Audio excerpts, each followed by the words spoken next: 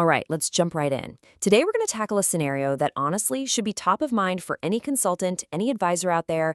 How do you protect your own reputation when a client's crisis threatens to become your crisis? I mean, it's the question that can keep you up at night, right? You're doing great work, you're giving solid, ethical advice, but then your client makes a really bad decision, and suddenly your name is getting dragged through the mud right alongside theirs. It's that classic guilt by association, and wow, it can be absolutely devastating for your career. So to really see how this plays out, let's follow the story of a consultant. We'll call her our protagonist. She lands what seems like a dream project. A strategic advisor role for a red-hot AI startup that's just moving at lightning speed. Sounds exciting, doesn't it? But it's also, as we'll see, incredibly dangerous. And yeah, our consultant's new client, they pretty much ticked several of these high-risk boxes. You know how it is with fast-moving startups. They often have weak compliance, if any. There's this constant pressure to cut corners and a real resistance to slowing down for things like, documentation.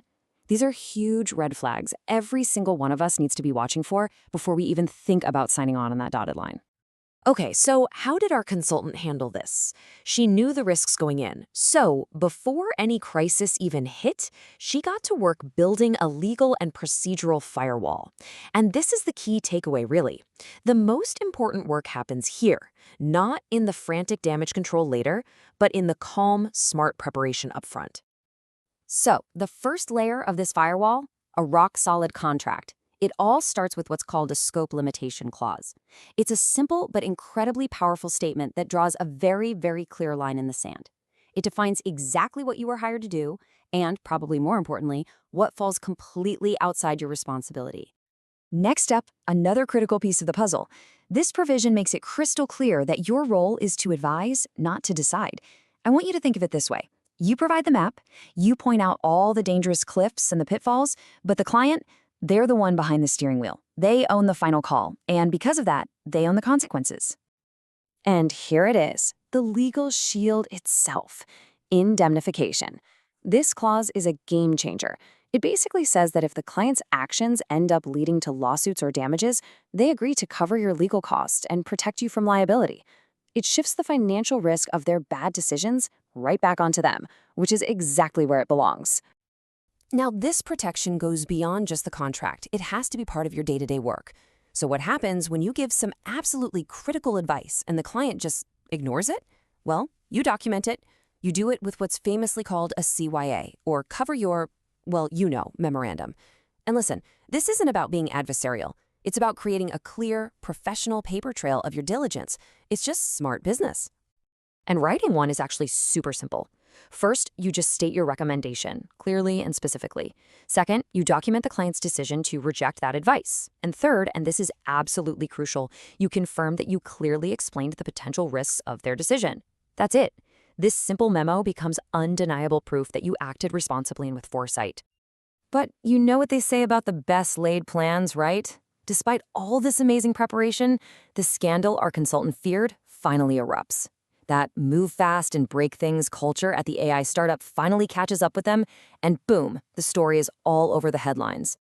And the crisis is a total modern-day nightmare. The company's groundbreaking algorithm is accused of being biased.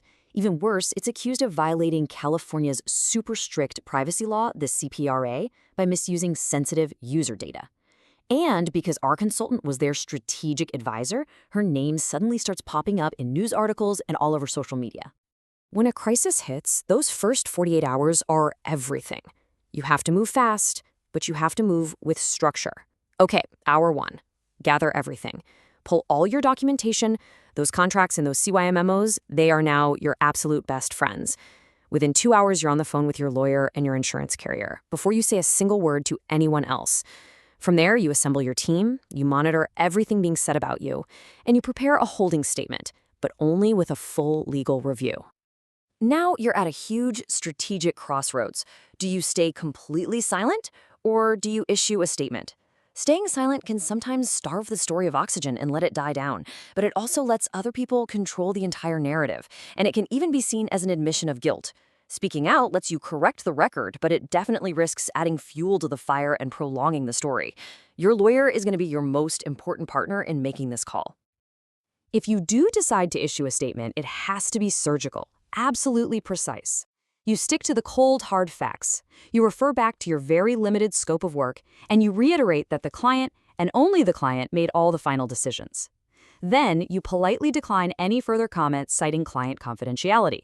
The goal here is to create professional distance, not to start a public fight. So the news cycle eventually moves on. But guess what? Your work isn't done, not even close.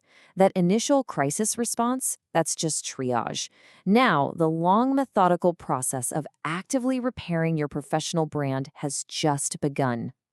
Look, reputation repair is a marathon, not a sprint. If you look at this timeline, the first 3 months are all about internal improvements and just monitoring what's being said. Then, from month 3 to 12, you shift focus to rebuilding your authority with new content, new testimonials. And then after a year, the goal is to fully bury that old negative story and reposition your brand for the future. So in the short term, our consultant took immediate public steps to show she learned from this whole ordeal. She publicly enhanced her client screening process, she strengthened her contract clauses, and she even published a lessons learned article for the entire industry. This is brilliant because it demonstrates accountability and turns a huge negative into a positive showcase of her professionalism. And this is the long game. The strategy is literally called bury the negative. The idea is to create so much positive, high-quality, authoritative content that when people Google your name, that old scandal gets pushed down to page 2 or page 3 of the search results, where, let's be honest, it basically disappears.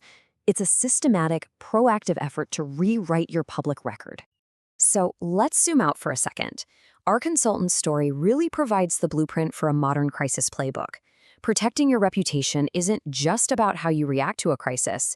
It's about proactive, year-round prevention and maintenance. It's a constant state of readiness. And the ultimate tool for prevention? It's something like this, an annual brand protection audit. Think of it as your yearly checkup. Once a year, you systematically review your entire client portfolio for new risks, you update your contract templates, you audit your documentation, you check your insurance coverage, and you make damn sure your crisis plan is ready to go.